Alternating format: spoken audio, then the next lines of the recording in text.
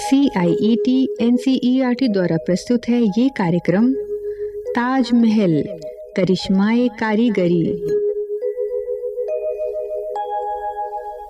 ये कौन पाक रूह खड़ा है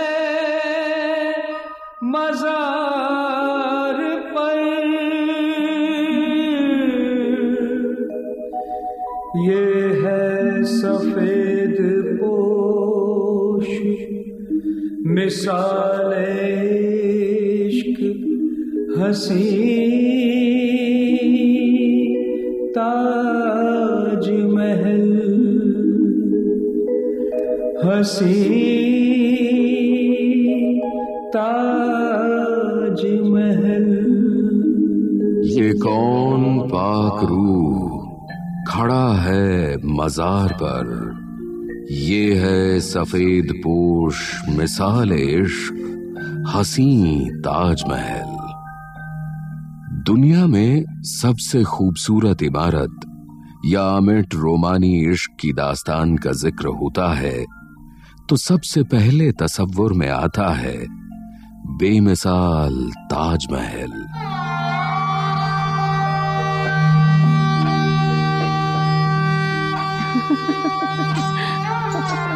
बेगम, बेगम, कहाँ हैं आप? देखिए, हम कब से आपका इंतजार कर रहे हैं। इंतजार? हमने तो आपके दिल में घर बनाया है, हमेशा यहीं मिलेंगे। बेगम,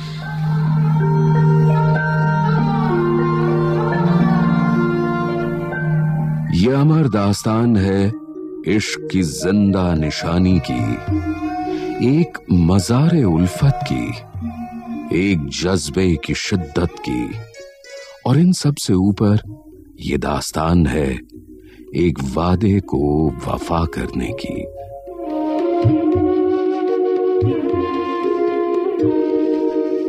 किस मोहब्बत का है नगमा ये हंसी ताजमहल, ये आईना कोई देखे दिखे मुमताज महल।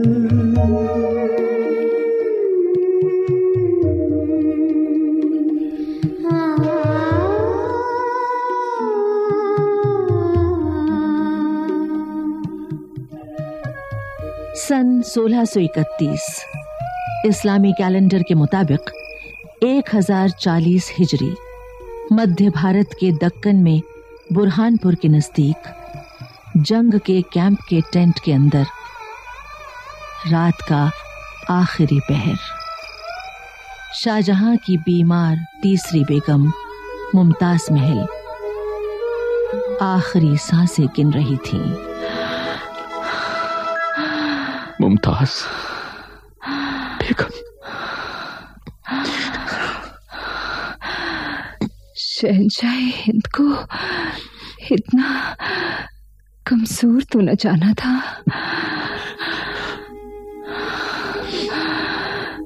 मेरे सरताज, मेरा दिल बैठा जा रहा है। मुमताज, मुमताज, इत्मीनान रखो, घबराओ मत। शाही हकीम वजीर खान की दवा आपको जरूर आराम पहुंचाएगी। शाही हकीम? आलम पना, मैं एक बुझने वाली शम्मा हूँ। ऐसा ना कहो मुमताज, ऐसा ना कहो। नहीं, या खुदा,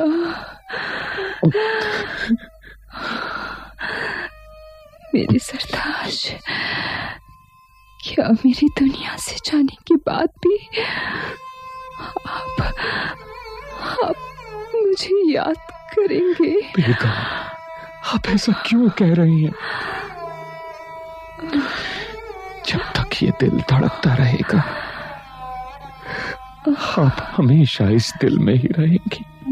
बहलाना तो कोई आपसे सीखे। तो कहिए ना, आप ही कहिए, आपके दिल की तसल्ली के लिए हम क्या करें? हम तो बस इतना चाहते हैं, जहां भी आपके कदम पड़े उस जमीन की खाक हमें नसीब हो। मुमताज, बस आप जल्दी से ठीक हो जाइए।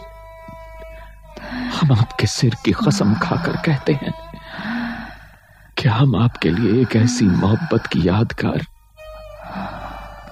प्यार का एक महल बनवाएंगे जिसकी मिसाल इस दुनिया में दूसरी ना होगी।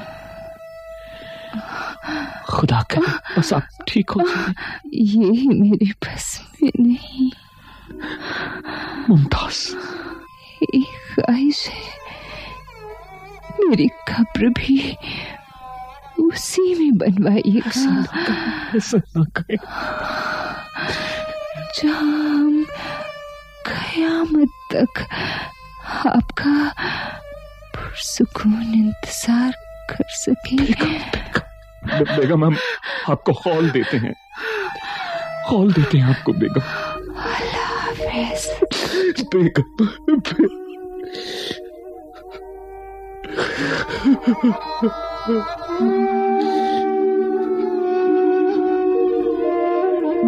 मुमताज की मौत ने शाहजहां को मायूसी के सागर में डुबो दिया। उनकी आंखों से उदासी के आंसू छलकते रहते थे।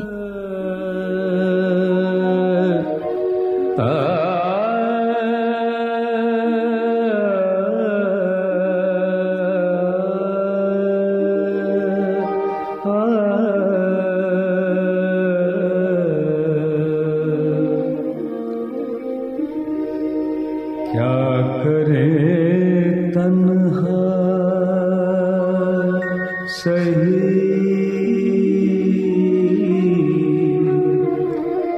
ये दिल मेरा जाए बहल,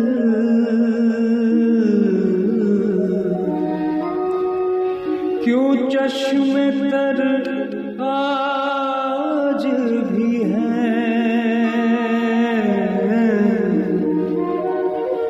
ढूंढते मुमताज महल। मुमताज,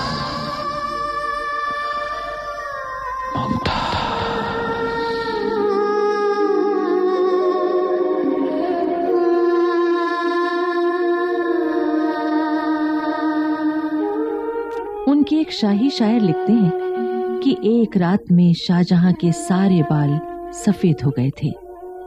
सल्तनत के काम में भी उनका दिल नहीं लगता था, लेकिन अपनी बेगम को दिया अपना कौल वे भूले नहीं थे।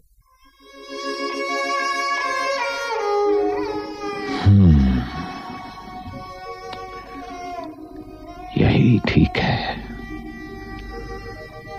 ये पुरसुकून जगह, ये खुला आसमां, यही ठीक है। जहां पना, यही ठीक है। जहां पना। वजीर आजम आप। गुस्ताखी माफ जहां पना। हुजूर किसी गहरी सोच में डूबे मालूम दे रहे हैं। वजीर आजम। हुजूर। यहां आइए। जी। वो देखिए, वो हमारे ख्याल में यमुना के किनारे यहां से तकरीबन 1 मील मगरिब में वो जगह ठीक रहेगी। हम चाहते हैं कि हमारे ख्वाबों की इमारत उसी जगह पर बने। बेशक, जगह हर तरह से मुआफिक है। और हां, उन काबिल वास्तुकारों, शिल्पकारों, संग तराशों और फनकारों तक हमारा पैगाम तो पहुंचा दिया था ना आपने? हुजूर, आपके हुक्म के मुताबिक सभी यहां पहुंच चुके हैं और आपके दीदार के तलबगार हैं। तो आप अभी उन सबको बाइज्जत दीवाने खास में बैठाइए वजीर आजम। हम फौरन बिना वक्त जाया किए उनसे मिलना चाहेंगे। जी आलम पना, बंदे को इजाजत दें, जहां पना का इकबाल बुलंद हो।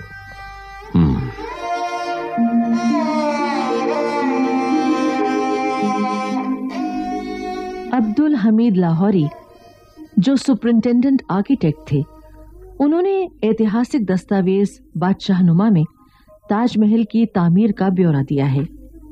उनके अनुसार देश विदेश से अपने अपने फन के माहिर कलाकारों को बुलवाया गया था। तजुर्बेकार मीर अब्दुल करीम और पर्शिया के मुकर्रमित खान इस इमारत की तामीर के 2 सुपरवाइजर थे। उस्ताद अहमद लाहौरी तो मुख्य शिल्पकार थे ही।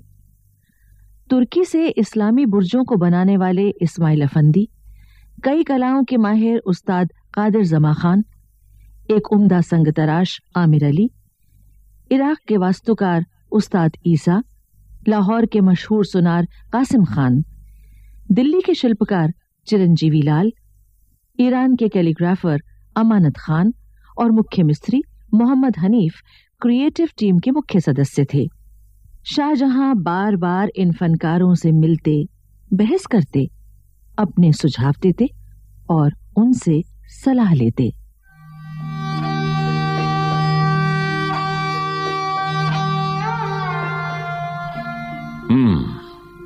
तो उस्ताद अहमद लाहौरी। जी जनाब। क्या आप अपने साथ कुछ नमूने भी लाए हैं? जी जहां पनाह, लेकिन कुछ अर्ज करना चाहता हूं। बेखौफ कहिए। जहां पनाह, बस यही कि आप कैसी इमारत चाहते हैं, जैसे कोई मीनार वगैरह? नहीं अहमद मियां, नहीं। मीनारें तो दुनिया में बहुत हैं। हिंदुस्तान में भी कुतुब मीनार जैसी आला इमारत बनाई जा चुकी है। जी आप बिल्कुल बजा फरमाते हैं। तो कोई बुर्ज वाली इमारत बनाई जाए? हाँ, बुर्ज तो होना ही चाहिए। बुर्ज तो मुगल सल्तनत की पहचान है। जी, तो ये देखिए, ये वाला नमूना। नहीं नहीं नहीं, ये भी नहीं। आप हमारे ख्वाबों को समझने की कोशिश करें। हमें इमारत नहीं, मुगलिया आन का आईना चाहिए। सुकून की तस्वीर चाहिए, तस्वीर जो मुगल सल्तनत की पहचान हो। हुजूर, धीरे धीरे आपके ख्वाब अब हमारी आंखों में भी उतरने लगे हैं। जरा और खोलकर बयां हो जाए तो हमें समझने में आसानी होगी। क्यों चिरंजीवी लाल जी? एकदम ठीक कहा जनाब। मुगलिया वास्तुकला का जो रूप बादशाह सलामत को चाहिए, उसे समझना हमारे लिए बहुत जरूरी है। हमें आपकी परेशानी का इल्म है। हम चाहते हैं एक ऐसी इमारत बनाई जाए जो बहुत ऊंची ना हो, बल्कि चौकोर हो। उसके चारों ओर 4 मीनारें हो, बाग हो जिसके बीच से गुजरती हुई नहर हो। हम चाहते हैं एक ऐसी इमारत बनाई जाए जो रूहानी सुकून और अमन से सरशार हो, जो इमारत ना हो बल्कि मोहब्बत की इबादत हो। वाह, बहुत खूब तस्वुर है जनाब का। वाह जहां पनाह, आप मेरे काम में कोई कमी पाएं तो बेशक मेरे हाथ कटवा दें। उस्ताद लाहौरी, हम आपकी कद्र करते हैं। हमने आपको यूं ही नहीं नादिरुल असर के खिताब से नवाजा है। शुक्रिया जहां पनाह। एक आखिरी सवाल पूछना चाहता हूं। इमारत में पत्थर कौन सा इस्तेमाल किया जाए? जिस इमारत का ख्वाब हमने देखा है उसके लिए लाल पत्थर बहुत मुनासिब नहीं लगता। फिर तो सफेद संगमरमर ही सबसे अच्छा रहेगा। दुरुस्त फरमाया आपने, लेकिन जहां बना उसकी कीमत बहुत होती है, खर्च बेइंतहा पड़ जाएगा। खर्चा चाहे जितना भी हो, लेकिन हमारी मरहूम बेगम की यादगार के आगे किसी चीज की कमी ना हो। जो हुक्म आलिजा। जिस सामान की भी जरूरत हो वो किसी भी कीमत पर मंगवाया जाए। जी हुजूर। फिर वो सामान चाहे दुनिया के किसी भी हिस्से में मिलता हो। हुक्म की तामील होगी जहां बना।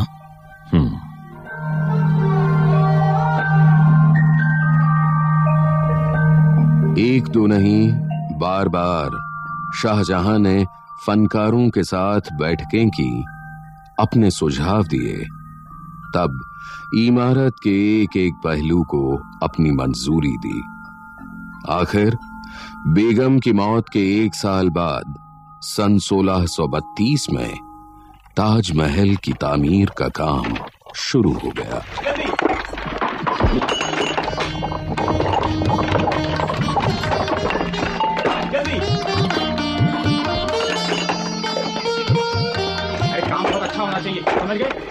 अच्छे से काम।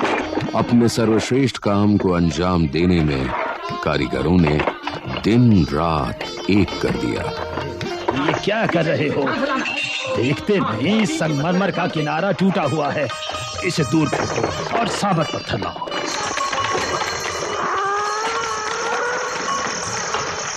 लकड़ी के बड़े शहतीरों को लाने में लगभग 1000 हाथियों का प्रयोग किया गया।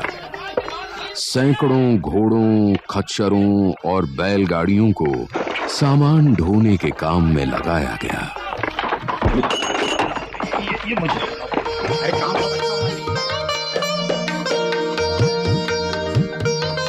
दस्तावेजों के मुताबिक लगभग 20,000 कारीगरों की मेहनत से ये शाहकार वजूद में आया। सन 1653 में लगभग 21 वर्ष में इमारत तैयार हुई, पर एक समस्या अभी भी थी। जहां बना। कहिए वजीर आजम। जहां बना, आपके सपनों का महल तैयार हो गया है। अब लेकिन क्या? जहां बना, इस इमारत को बनाने के लिए हमने लकड़ियों और बल्लियों का ढांचा न बनाकर ईंटों का ढांचा बनाया था। अब उसे ढहाना बाकी है। तो इसमें दिक्कत क्या है? दिक्कत यह है जहां बना के उसे ढहाने के बाद भी उसके मलबे को ढोकर दूर करने में कई महीने लग सकते हैं। तो ये बात है। इसका मतलब यह है कि जब तक वो मलबा नहीं हटेगा तब तक हम अपने कौल को हकीकत में बदलते हुए नहीं देख सकेंगे। आप बिल्कुल दुरुस्त फरमा रहे हैं जहां बना। आप एक काम कीजिए। जी हुजूर। मुनादी करवा दीजिए कि हमारी रियाया के लोग मलबे से जितनी ईंटें चाहें मुफ्त में ले जा सकते हैं। जो हुक्म जहां बना। शाहजहां का ये फरमान रंग लाया। कहते हैं कि रातों रात वो ढांचा इस प्रकार गायब हो गया जैसे कभी था ही नहीं। अब ताजमहल का नायाब हुस्न बेपर्दा था और शहंशाह शाहजहां उस इमारत का दीदार कर सकते थे जिसमें गमों मोहब्बत के चढ़ते उतरते रंग नक्काशी में पिरोए हुए थे। सुभान अल्लाह, सुभान अल्लाह। या खुदा, तेरी रहमत से आज हम अपनी मरहूम बेगम को दिया गया अपना कौल पूरा कर सके। जहां बना, आपके जहन में इसका कोई नाम है? नाम तो बहुत अरसे पहले से हमारे ख्यालों में है। ये इमारत हमारी बेगम की याद है, इसलिए यकीनन उन्हीं के नाम पर इस इमारत का नाम होगा। ये हमारी मुमताज महल का ताज महल होगा। आमीन। क्या खूब तसव्वुर है जनाब का। वाह वाह। ताज महल।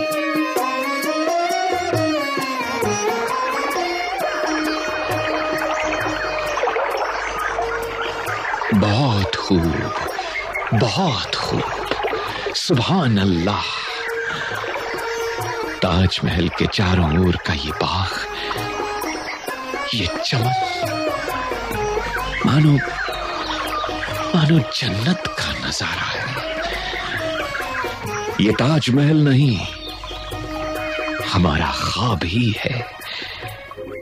क्या खूब। मुमताज, आप यहीं हैं, आप यहीं कहीं हैं। आपकी मौजूदगी को महसूस कर सकते हैं। आप यहीं हैं मुमताज। जहां पना, कहिए। हम तो इस बेनजीर खूबसूरती में कुछ देर के लिए खो ही गए थे। कहिए। ये देखिए जहां पना, ये है इसका सदर दरवाजा। वाह। बिस्मिल्लाहिर्रहमानिर्रहीम। बुलंद, हीरा की फन से सजा, बेहतरीन नक्काशी के साथ इस दरवाजे की शान मालूम होती है मानो वो बहिश्त का दरवाजा हो।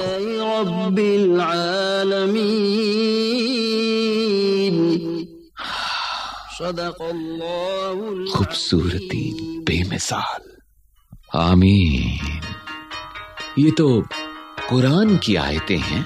जी जहां बना, लेकिन ये ऊपर कुछ बड़े आकार में लिखी गई हैं और नीचे कुछ छोटे आकार में। जहां बना, मज़ार पर नस्तालिक नक्काशी उस्ताद अमानत खां के आला दिमाग का कमाल है। जैसे जैसे देखने वाले से मेहराब की दूरी बढ़ती जाती है, लफ्जों का आकार भी बढ़ता जाता है। बहुत खूब। ऐसा इसलिए किया गया है जहां पना कि नीचे से ऊपर देखने पर भी सभी आयतें और अल्फाज एक ही आकार के दिखें। क्या बात है। कुरान शरीफ की आयतों ने ताजमहल को और भी रूहानी बना दिया है।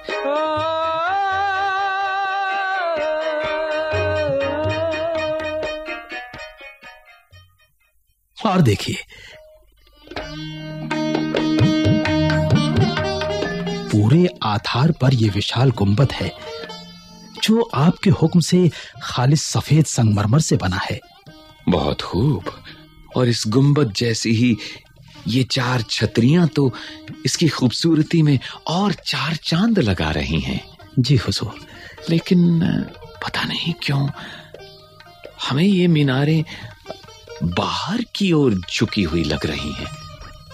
आप बिल्कुल बजा फरमाते हैं। हाँ जी हुजूर, हमारे फनकारों ने ऐसा जानबूझकर ही किया है, अक्लमंदी से। दरअसल बात यह है कि यूं तो मीनारों की मजबूती का पूरा ध्यान रखा गया है। ऐसा दावा है कि हजारों साल तक इन्हें कोई हिला भी नहीं सकेगा। लेकिन हुजूर, फिर भी कुदरत का कोई कहर टूटा और ये मीनारें गिरी भी तो बाहर की ओर गिरेंगी, और उसका फायदा ये होगा कि ताजमहल का ये गुंबद जो इसकी और मुगलिया वास्तुकला की पहचान है, ये तब भी सलामत रहेगा। जी हुजूर। ये तो वाकई दूरंदेशी है।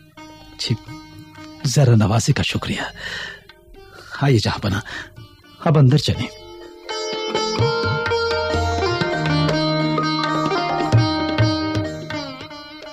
ये आप हमें कहां ले आए हैं? इतना आलीशान। वाह। और ये बेल बूटे कितने खूबसूरत हैं। रोज ताजा फूलों को सजाने से बेहतर है ये कुदरती रंगों से बने हुए फूल। हम यही चाहते थे। जरा अफसाई का शुक्रिया जहां बना। अच्छा, ये इतने जवाहिरात आपने कारीगरों को मुहैया कहां से करवाए? हुजूर, जैसा आप जानते ही हैं। और वजीर आजम ने शाहजहां को बताया कि नक्काशी में रंगों का नहीं बल्कि कई तरह के हीरे, फिरोजा, पन्ना, नीलम आदि 2 दर्जन से भी अधिक तरह के रत्नों का इस्तेमाल किया गया, जिनमें चीन से क्रिस्टल और लंका से रूबी मंगवाए गए। बगदाद से कार्नेलियन, अरब से बेहतरीन कोरल, यमन से अगेती, पर्शिया से ऑनिक्स, यूरोप के मुख्तलिफ हिस्सों से कई नायाब कैलिकेडोनी, रूस से गहरे हरे रंग के मेलाचाइट और सुदूर मिस्र की नील घाटी से लाए गए कैट्स आई पत्थर, उत्तरी अफगानिस्तान के पहाड़ों से मंगवाए गए किनारों पर सोना जड़े गहरे नीले रंग के लेपिस लजूली। यही नहीं, उत्तरी तिब्बत से याकों पर लाद कर लाए गए टर्क्वाइज, पंजाब से जैस्पर, बुंदेलखंड से गेनुइट, ग्वालियर से लाए गए लोडेस्टोन और जैसलमेर के व्यापारियों ने दिए हीरे। ये सुनकर शाहजहां रुक ना सके। वे बोले, वाकई ताजमहल को बनाने में सभी उस्तादों और कारीगरों ने बेहद उम्दा काम किया है। हमारी जानिब से उन सभी को बेशकीमती तोहफे दिए जाएं और हमारी रियाया के लिए भी ताजमहल के दरवाजे खोल दिए जाएं। जी जहांपना, हुक्म की तामील होगी। अब हम कुछ लम्हे यहीं इसी जन्नत में गुजारना चाहते हैं। तखलिया। जी आलमबना।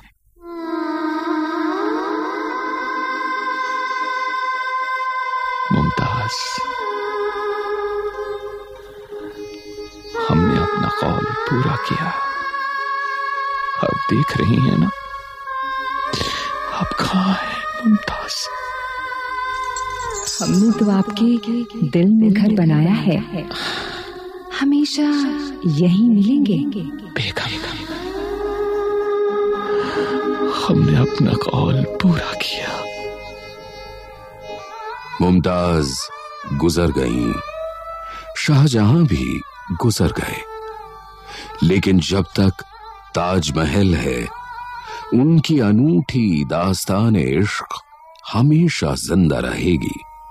भारत के पहले नोबेल पुरस्कार से सम्मानित कवि गुरु रविंद्रनाथ टैगोर ने जब पहली बार ताजमहल को देखा तो उन्होंने अपनी डायरी में लिखा, Only let this one teardrop, the Taj Mahal, glisten spotlessly bright on the cheek of heaven forever and ever. Taj Mahal बहिश्त के गाल पर शफ्फाफ आंसू का एक ऐसा जमा हुआ कतरा है जो हमेशा सदियों तक चमकता रहेगा। किस तिलस में इश्क ने है ली पनाह मज़ार पर, है ताज या कतराए अश्क, कुदरत के रुखसार पर, कुदरत के रुखसार पर।